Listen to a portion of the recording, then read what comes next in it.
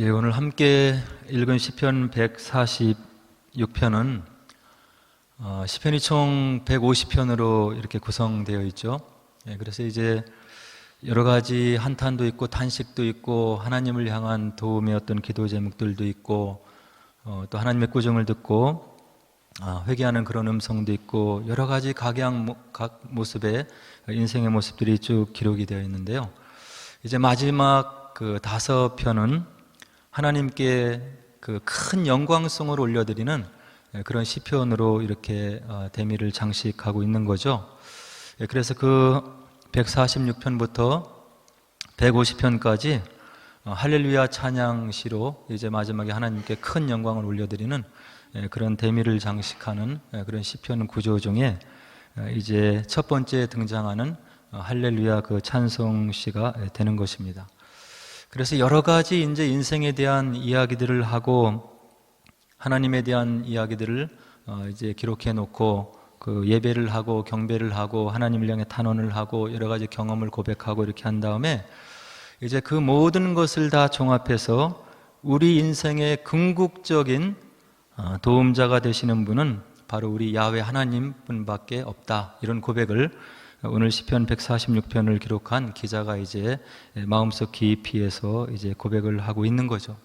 그리고 나서 우리가 함께 삶을 영위해 나가고 있는 우리 주변에 있는 많은 그 인생들, 사람들이 궁극적인 우리의 어떤 도움의 대상이 그리고 의지할 대상이 되지 못하는 그런 존재가 된다, 이렇게 이제 기록을 하며 하나님께 큰 영광을 돌리는 그런 시편이 146편이 되는 것입니다. 이제 한 절 한 절 우리가 시편을 살펴보면서 오늘 우리에게 전해주신 하나님의 뜻이 무엇인지를 함께 살펴보고자 합니다. 오늘 1절에 보면 시편 146편을 기록한 기자가 이와 같이 시작을 하고 있어요.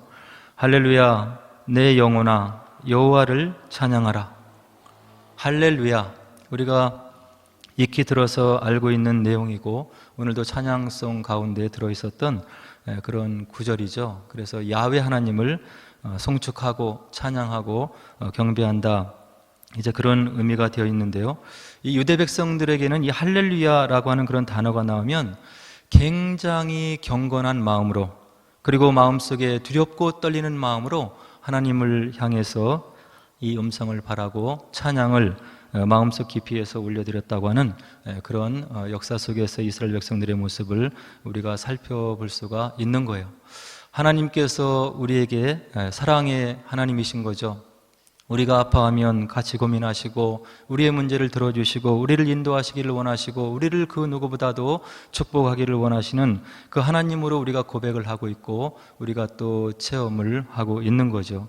그런데 이스라엘 백성에게 있어서 이 할렐루야라고 하는 이 단어를 하나님 앞에서 발설할 때는 아까도 말씀드렸듯이 이런 자비, 사랑, 이런 하나님도 마음에 들고 있지만 하나님을 두렵고 떨리는 마음으로 경외하는 그런 진심을 담아서 이 단어를 이제 하나님 앞에 올려드렸다고 하는 이야기죠. 이것을 영어로 얘기하면 fear God, 이런 말로 이제 표현을 할 수 있을 것 같아요. 그래서 오늘날 저희들이 은혜의 시대에 살고 있다, 이렇게 교회사적으로 이야기를 하고 있는 거죠. 아마 구약을 읽어보면 우리 하나님께서 왜 이렇게 엄위하신지, 그리고 징벌에 대해서 이렇게 가혹하신지, 그리고 누가 잘못하면 그 즉시로 형벌을 보내면서 심판하시는지 하는 그런 마음이 들고 우리 하나님에 대해서 사랑의 하나님이신지 이런 의구심을 가질 수 있는 그런 구약의 여러 구절들이 많이 있는 거죠. 그만큼 긴 구속사를 통해서 구약에 나타난 하나님은 죄를 심판하시고 하나님의 백성들이 잘못된 길로 갔을 때 그들을 교정하시기 위해서 책직과 그런 어떤 심판을 마다하지 않으시고 바로바로 그들의 삶을 교정시켰던 우리 하나님의 모습, 어미하신 모습을 우리가 구약에서 살펴볼 수가 있을 것 같아요. 이런 어미하신 하나님의 모습은 신약에서도 이어지고 있죠. 아나니아와 삽비라가 일전에 말씀드렸듯이 그들이 판 그런 땅값을 가지고 와서 베드로 앞에서 그들이 잘못을 하고 거짓말을 했을 때 그들이 죽음으로 그들의 생애를 맞이하는 정말로 저희들이 어떻게 보면 이해할 수 없는 그런 어미하신 하나님의 모습을 저희들이 신약에서도 살펴볼 수가 있는 거죠. 그래서 하나님의 은혜 가운데 우리가 죄를 저질러도 하나님을 향해서 만으로 여기는 마음을 가져도 우리 삶 속에 즉각적으로 하나님께서 개입하시지 않는 그런 상황 속에 우리들이 살아가다 보니까 이 어미하신 하나님에 대한 감각이 많이 뒤져 있는 것이 사실인 것 같아요. 우리에게 모든 것을 주시기를 원하시고 사랑하시고 응답하시고 우리의 삶을 같이 하기를 원하신 하나님 이면에 바로 이와 같이 어미하신 하나님이 있음을 꼭 기억을 해야 되는 거예요. 왜 필요하냐면 이런 의식이 없으면 우리의 삶이 방만해질 수 있기 때문에 그런 거죠. 내가 이렇게 생활해도, 이렇게 하나님 보시기에 합당하지 않는 삶을 살아가도 하나님께서 그냥 은혜 가운데 나를 덮어주시는 것 같다, 이런 착각 속에 살아가면 저와 여러분들이 하나님 앞에서 살아가는 삶의 의미를 어느 순간에 잊어버릴 수 있다고 하는 이야기예요. 그래서 오늘 시편 기자가 할렐루야, 이와 같이 하나님을 향해서 그의 마음을 올려드리면서 두렵고 떨리는 마음으로 내가 하나님 앞에서 살아가고 있나이다, 이와 같은 고백을 드리는 그런 살아있는 모습, 그런 신앙의 모습을 저와 여러분들이 마음속에 다시 한번 깊이 새겨야 되겠다 하는 생각을 해보게 되는 거죠. 그리고 오늘 시편 기자가 내 영혼아, 이와 같은 이야기를 하면서 그 자신의 중심이 하나님께로 향하기를 원하는 그런 고백을 또한 드리고 있는데요. 하나님께서 온 우주 만물을 창조하시고 인간을 만들어 주신 다음에 특별한 선물을 부어주심을 창세기 1장에서 우리들이 확인할 수가 있는 거죠. 다른 모든 피조물과 달리 하나님과 인격적으로 교제할 수 있도록 하나님의 성품을 우리 인간 피조물에게 친히 넣어주시는 장면을 창세기 1장이 저와 여러분들에게 분명히 전해주고 있는 거예요.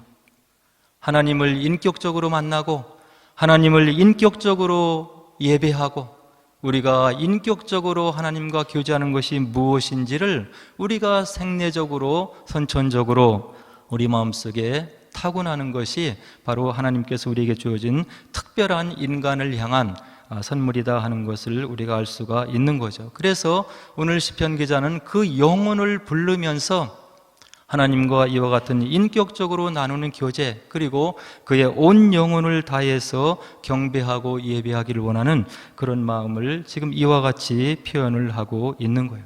할렐루야, 내 영혼아 여호와를 찬양하라. 그리고 2절에 이어서 시편 기자는 뭐라고 이어나가고 있냐면 나의 생전에 여호와를 찬양하며 나의 평생에 내 하나님을 찬송하리로다. 이것이 오늘 시편을 기록하고 있는 시편 기자의 마음의 결단인 거예요.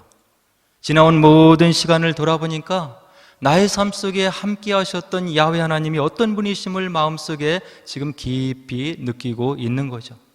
오늘날 내가 입술을 열어서 하나님을 찬양할 수 있는 것은 나의 삶 속에 들어오셔서 오늘날 나를 있게 하신 그 하나님의 은혜가 있기 때문에 오늘 내가 있는 것이다. 이런 지나온 살아나온 시간을 돌아보면서 바로 나와 함께 하신 하나님을 기억하고 그 하나님을 내 평생에 걸쳐서 찬양하겠노라, 이런 결단이 오늘 본문 2절에 있는 거죠. 그리고 나온 그런 시간들을 살펴보면서 앞으로 살아갈 나의 삶의 인생 여정 가운데서도 내 온 마음을 기울여서, 내가 영혼을 기울여서 나를 인도하시고 도와주시고 함께 해주셨던 그 여호와 하나님을 내 생애를 걸쳐서 찬송하겠노라, 이와 같은 영광성을 오늘 2절에 통해서 시편 기자가 우리들에게 고백을 해주고 있는 거죠. 그리고 나서 이제 3절로 4절로 바로 시편 기자가 이와 같은 이야기를 하고 있어요. 3절에 보니까 귀인들을 의지하지 말며 도울 힘이 없는 인생도 의지하지 말라. 귀인들을 의지하지 말라. 그리고 인생도 의지하지 말라. 이 땅을 살아가다 보면 어려움을 닥칠 때 나의 어려움을, 이 어려운 순간들을 헤쳐나갈 수 있도록 도움을 줄 수 있는 능력이 있는 사람, 그런 재력이 있는 사람, 그런 권세가 있는 사람들을 돌아보기 쉬운 거죠. 하나님을 찾기보다 하나님 앞에 나에게 주어진 문제를 가지고 나아가서 의논하고 마음을 기울여서 하나님 앞에 이 마음을 드리면서 이 문제에 간섭해 주기를 원하는 그런 마음 섞인 기도를 드리기 전에 나의 주변에 있는 사람들을 찾기가 쉬운데, 오늘 시편 기자는 거기에 대해서 경종을 울려주고 있는 거예요. 귀인들을 의지하지 말라. 그리고 인생들을 의지하지 말라. 왜 그렇습니까? 인생들은 결과적으로 생각해 보면 궁극적으로 나의 삶의 문제를 해결하고 나의 삶을 인도할 그런 힘이 없는 자들임을 나의 생을 통해서 내가 깨달아 알고 있노라. 이와 같은 고백을 오늘 3절에서 해주고 있는 거죠. 그리고 나서 더 궁극적인 그런 이유를 4절에서 이야기를 해주고 있는데, 인생들이 왜 한계가 있는 것이냐? 그의 호흡이 끊어지면 흙으로 돌아가서 그날에 그의 생각이 소멸하기 때문에 그런 것이다. 한마디로 인생은 영원한 존재가 아니고 유한한 존재이고, 그의 호흡이 끊어지면 한 줌 흙으로 돌아가서 그의 생각이 소멸되고 우리들에게 궁극적인 도움을 줄 수 없는 그런 하찮고 그런 어떤 소멸되는 그런 존재이기 때문에 바로 우리가 궁극적으로 그를 의지할 그런 대상이 되지 못한다고 하는 것을 오늘 시편 기자가 저와 여러분들에게 분명히 깨우치게 해주고 있는 거예요. 근데 세상 사람들은 이것을 모르고 있는 것 같아요. 물론 믿음을 가지고 있는 저와 여러분들도 순간적으로 이와 같이 주변을 바라보면서 나를 도와줄 수 있는 사람들을 의지할 때가 있는 거죠. 그러나 예수님을 알지 못하는 사람, 교회 밖에 있는 사람, 복음 가운데 들어와 있는 많은 사람들은 이와 같이 인생 자체가 유한한 존재임을 깨닫지 못하고 살아가고 있는 주변의 많은 사람들의 모습을 우리가 볼 수가 있다고 하는 이야기예요. 인생이 주어진 삶을 살아가고 어느 순간이 다가오면 호흡이 끊어지고 이 땅의 삶을 마감할 수밖에 없는 그런 유한적인 존재임을 깨닫지 못하는 것이 바로 많은 사람들이 하나님께로 나오지 못하는 그런 궁극적인 문제가 된다고 하는 것을 오늘 시편 기자가 4절에서 우리들에게 분명히 이야기를 해주고 있는 거죠. 그래서 귀인들을 의지하지 말고 호흡이 끊어지면 아무것도 할 수 없는 인생들을 의지하지 말고 5절에서 뭐라고 오늘 시편 기자가 얘기를 하냐면, 야곱의 하나님을 자기의 도움으로 삼는 자, 여호와 자기 하나님에게 자기의 소망을 두는 자가 지혜로운 자다. 그리고 그의 삶을 지혜롭게 영위하는 그런 사람임을 바로 힘주어서 이야기를 해주고 있는 거예요. 저와 여러분들이 이제 구약 성경을 읽다 보면 사사기라고 하는 그런 성경책이 나오잖아요. 이 사사기를 보면 이제 출애굽한 백성들이 하나님의 땅, 약속의 땅, 그런 축복의 땅 가나안에 들어가서 정복 전쟁을 마친 다음에 이스라엘 백성들이 어떻게 살아갔는지를 소상하게 우리들에게 알려주는 책이 사사기인 거죠.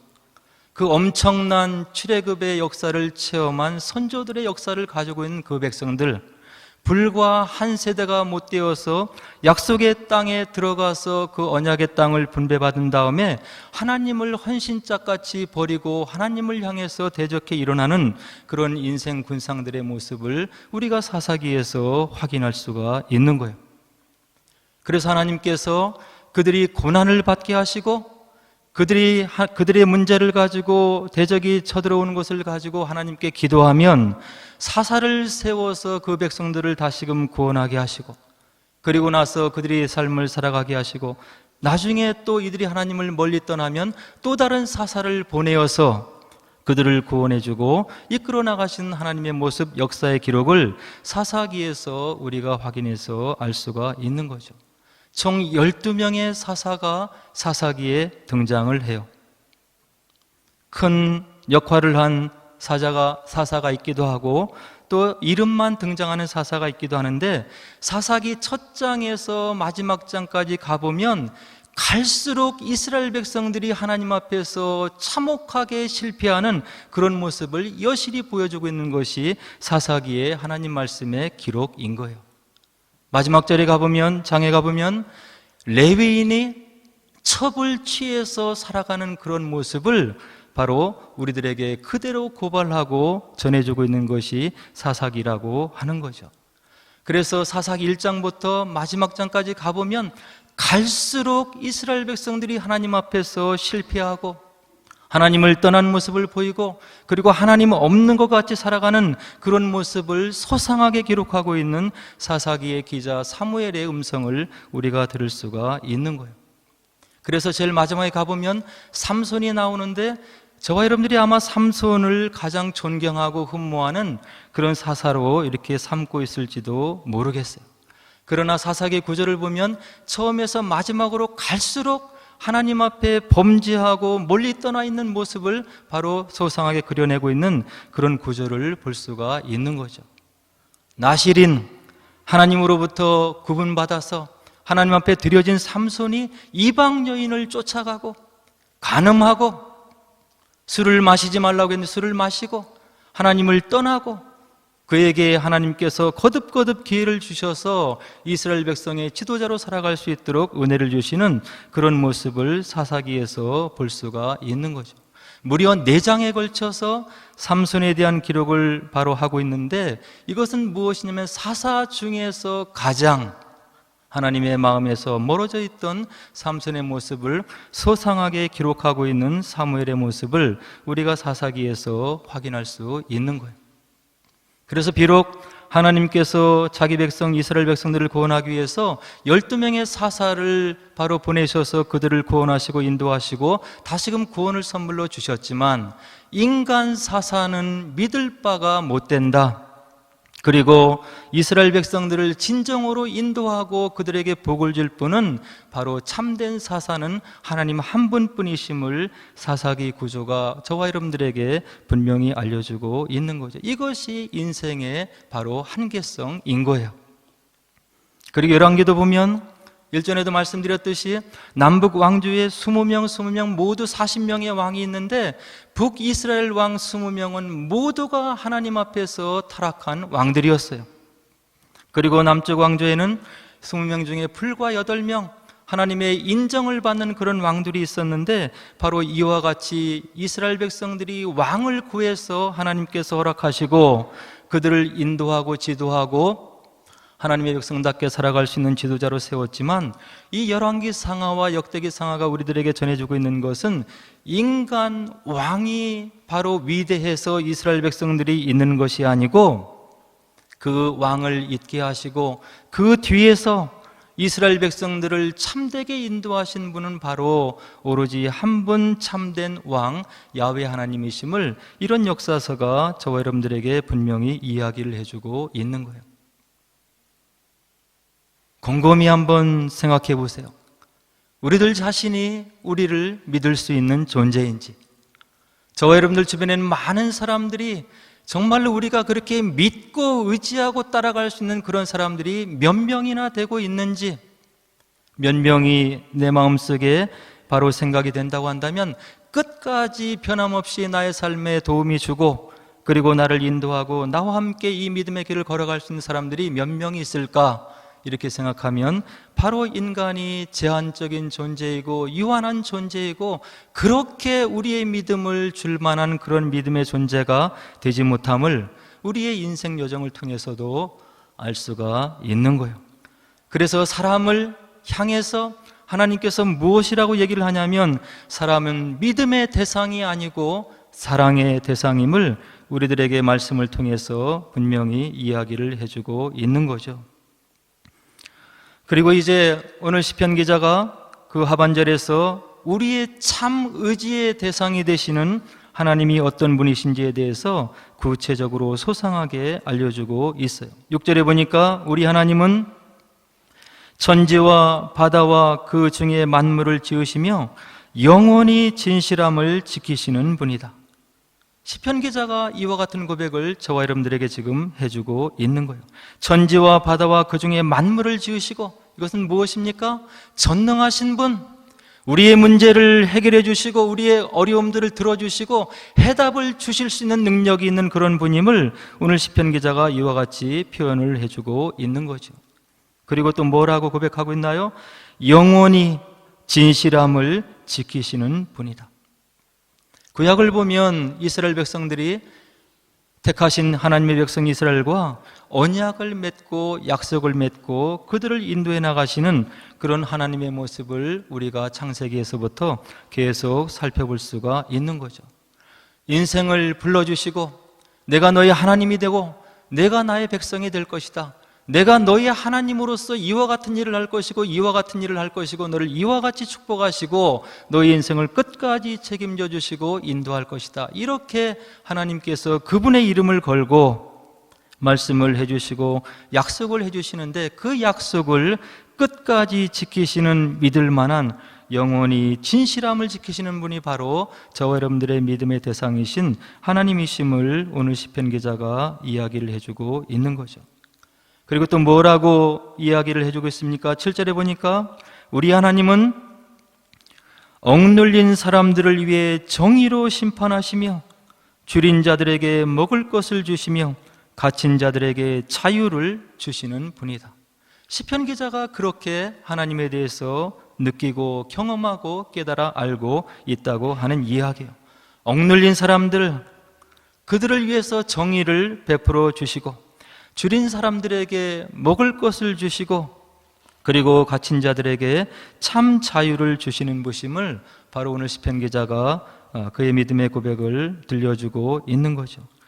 만약에 저와 여러분들이 살아가고 있는 이 세상 속에서 하나님이 계시지 않고 그리고 이와 같은 공의를 그분의 이름을 걸고 약속해 주시는 그런 하나님이 계시지 않는다면 이 땅의 삶이 얼마나 참혹하고 처참하고 그리고 우리의 호흡을 가지고 우리가 앞으로 미래에 어떤 소망을 가지고 살아갈 수 없는 그런 참혹한 세상이 될 것인가를 생각해 볼 수 있을 거라고 생각이 되는 거죠. 무엇인가 인간의 마음속에 도덕의 기준이 무엇이고 선하게 사는 것이 무엇이고 그리고 이 땅에서 우리가 어떻게 살아야 되는지를 친히 알려주시는 그런 공의로운 하나님이 계시기 때문에 그리고 인생의 짧은 호흡으로 봤을 때 악인들이 득세하고 여러 가지 불의가 조성되고 우리 주변에 판을 치는 것 같지만 하나님의 공의의 섭리의 심판대로 그의 섭리대로 하나님의 공의의 잣대대로 이 역사가 움직여감을 역사를 통해서 우리가 깨달아 알게 되면 바로 우리 삶 속에 큰 소망을 가질 수 있다고 하는 이야기죠. 하나님의 일반 은총 가운데 하나님을 모르는 사람도 이와 같은 단어를 사용하는 것을 우리가 삶 속에서 알 수가 있어요. 사필 규정이다. 예수를 믿지 않는 사람, 하나님이 누구인지 모르는 사람, 교회에 한 번도 출석해서 하나님이 누구인지 그의 공의가 무엇인지를 들어보지 못한 사람들도 하나님께서 이 땅에 주신 일반 은총의 섭리 가운데 그들의 삶을 통해서 이와 같은 어록을 우리들에게 남겨놓고 있다는 이야기야. 악한 사람이 득세를 하는 것 같고 불의한 사람이 이 땅에서 부귀를 누리고 잘 사는 것 같지만 바로 사필 규정으로 바로 다시금 공의가 돌아오고 그의 삶 속에 심판이 임한다고 하는 이런 이야기들을 예수 믿지 않는 사람들도 하고 있다는 이야기죠. 그리고 또 8절에서 우리 하나님을 어떻게 묘사하고 있습니까? 맹인들의 눈을 열어주시는 분, 그리고 비굴한 자들을 일으켜 주시는 분, 의인들을 사랑하시는 분이 바로 저와 여러분들의 경배의 대상이 되시는 야훼 하나님이 되심을 오늘 시편 기자가 이야기를 해주고 있는 거예요. 맹인들의 아픔을 살펴주시는 그런 하나님이라고 하는 그런 분이죠. 그리고 오늘 한글 번역은 조금 애매하게 되어 있는데요. 비굴한 자들을 일으키시며, 이것은 무엇이냐면 강제로 무릎 꿇림을 당하는 사람들을 이야기하는 거예요. 권력을 통해서 불의한 압제를 받고 있는 사람들, 그들의 형편을 살펴서 그들을 결과적으로 일으켜 주시는 분이 저와 여러분들이 믿고 있는 하나님이라고 하는 거죠. 그리고 우리가 의인이 될 수는 없지만 의롭게 살기 위해서 하나님 말씀 가운데 바른 삶을 살기 위해서 몸부림치고 발버둥치는 저와 여러분들을 바로 사랑해 주시는 분으로 오늘 시편 기자는 이야기를 해주고 있는 거예요. 그리고 또 어떤 묘사를 하고 있습니까? 9절에 보니까 우리 하나님은 나그네들을 보호하시는 하나님이시다. 그리고 고아와 과부를 붙드시고 악인들의 길을 굽게 하시는 분이시다. 나그네들, 고아와 과부들, 이 땅에 널려 있는 힘이 없는 분들에게 마음이 가 있고 우리 하나님의 시선이 머물러 있는 분이 바로 우리의 긍휼의 하나님이심을 오늘 시편 기자는 분명히 이야기를 해주고 있는 거예요. 나그네들, 의지할 데가 없는 고아와 과부들, 여기에 우리 하나님의 마음과 시선이 머물러 있다고 하는 이야기죠. 그래서 하나님의 사랑을 받고 구원의 크신 은총을 받고 예수님의 제자로서 하나님의 자녀로 살아가는 저와 여러분들은 하나님의 시선이 머무는 곳에 우리의 마음도 시선도 머물러야 되는 거예요. 그래야 하나님 백성이 되는 것이고 예수 그리스도의 참 제자로서의 삶을 살아가는 인정받는 믿음을 가질 수가 있다고 하는 이야기죠. 그래서 주변에 있는 어려운 사람들을 향해서 우리가 눈을 들어서 살펴야 되는 거예요. 그리고 우리가 할 수만 있으면 우리 주변에 있는 그 어려운 사람들, 힘이 없는 사람들, 마음속에 억울함을 안고 살아가는 그런 사람들을 위해서 하나님께서 저와 여러분들에게 주신 축복을 사용하시고 그들을 위로하고 일으켜 세우고 하나님과 함께 동역하는 그런 복된 삶을 살아야 되는 이유가 바로 오늘 구절에 있는 거죠. 그리고 뭐라고 경고를 합니까? 악인들의 길은 굽게 하시는 분이 저와 여러분들이 섬기는 하나님이심을 분명하게 이야기를 해주고 있는 거예요.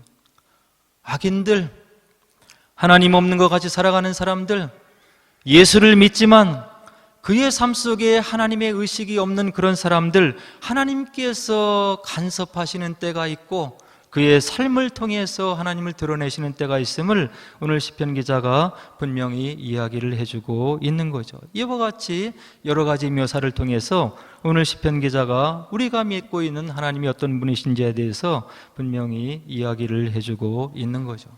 그래서 이와 같이 하나님에 대해서 이야기를 하면서 이제 10절에서 뭐라고 다시금 그 시편 기자가 고백을 하냐면, 시온아 여호와는 영원히 다스리시고 내 하나님은 대대로 통치하리로다. 할렐루야. 이와 같이 오늘 본문을 마무리 짓고 있는 그런 모습을 볼 수가 있는 거예요. 아마 여러분들이 그 메시아라고 하는 그런 큰 대곡을 작성한 음악가 핸델을 아시고 있을 거라고 이렇게 생각이 되어져요. 그래서 오늘 할렐루야라고 하는 영광성을 올려드리는 시편을 연구하면서 이 핸델의 메시아, 다시 말해서 메시아라고 하는 대곡을 쓴 핸델이 어떤 사람이었는지를 좀 살펴봤는데요, 이 메시아라는 곡은 핸델이 작곡한 그런 곡이죠. 핸델이 어디서 아이디어를 얻었냐면 예언서와 시편, 복음서, 요한계시록을 바탕으로 해서 그 하나님을 생각하면서 이 엄청난 대곡을 썼다고 이렇게 음악사를 얘기하는 사람들은 전해주고 있어요. 1741년 8월 22일부터 9월 14일 사이에 런던에서 이 핸델이 아마 메시아 곡을 작곡했다고 이렇게 전해지고 있죠.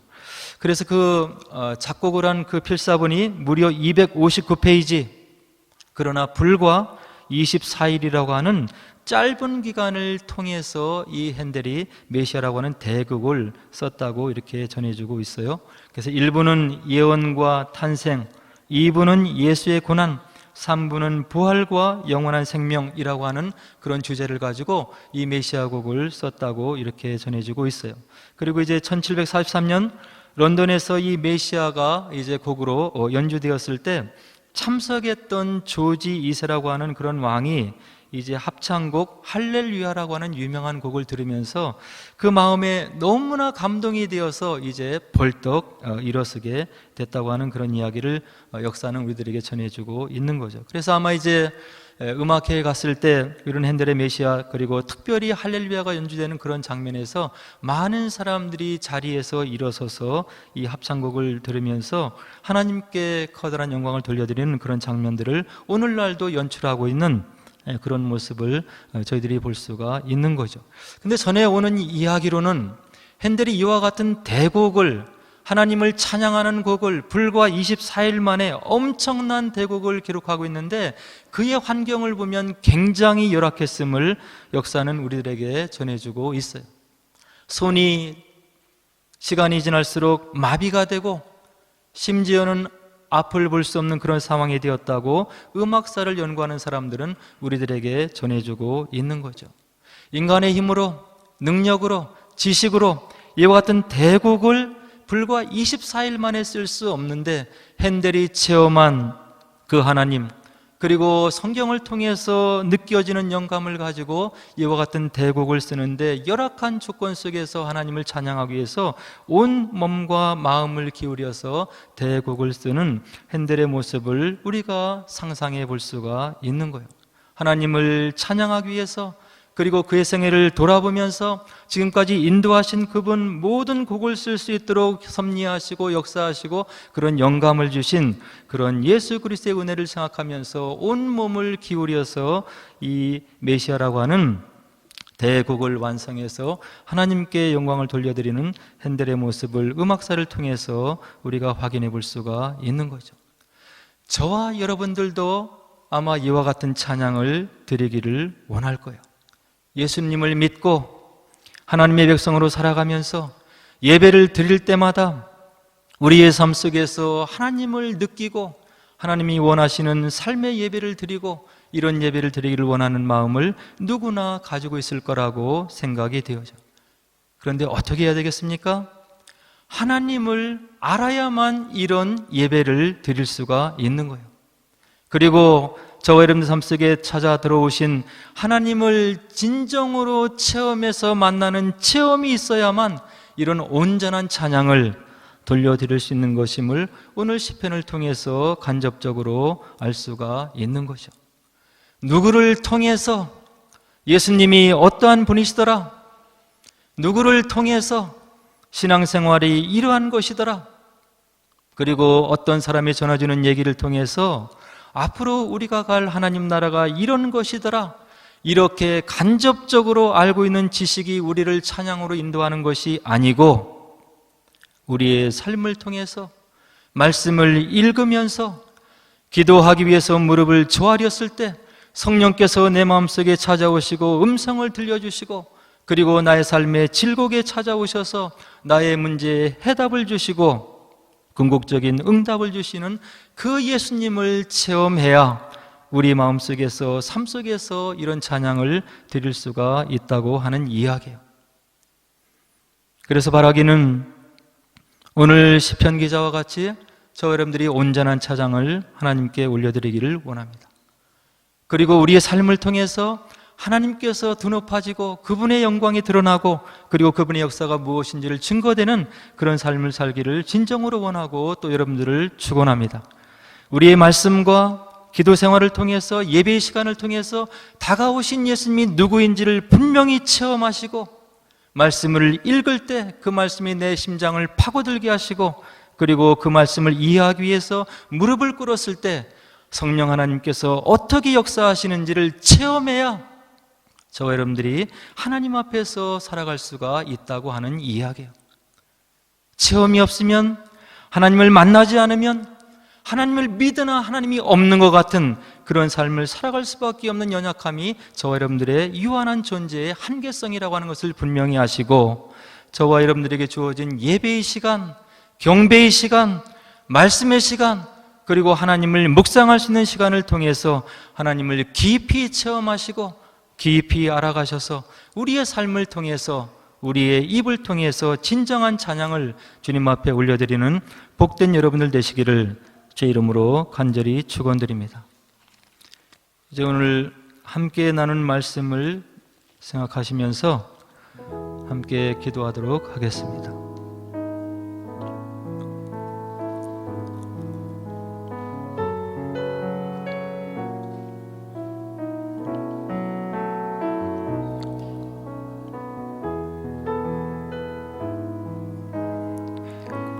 오늘날 우리가 가지고 있는,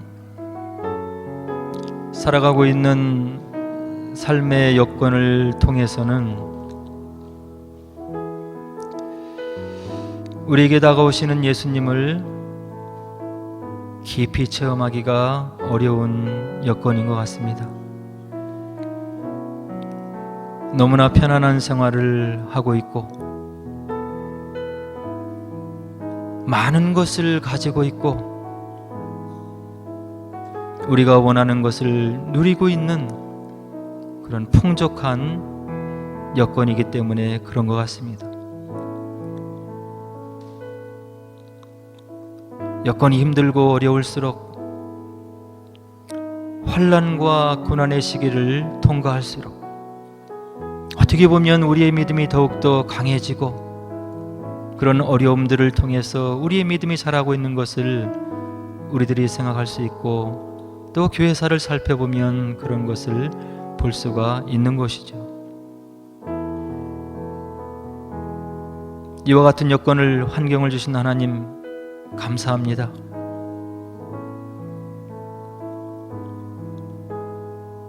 그렇지만 주님을 더욱더 깊이 있는 마음으로 만나기를 원합니다.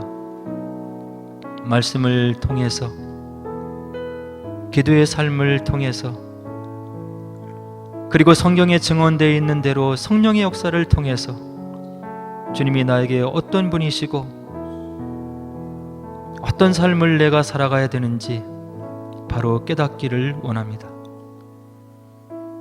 그리고 어디를 가든 무엇을 하든 하나님이 내 목전에 계심을 의식하며 하나님 앞에서 살아가는 복된 삶이 되게 하옵소서. 그래서 준비되는 삶이 되게 하시고 나의 삶을 통해서 주님 나라의 영광을 드러내는 그런 복된 삶이 되게 하옵소서. 우리 함께 기도하도록 하겠습니다. 기도하겠습니다.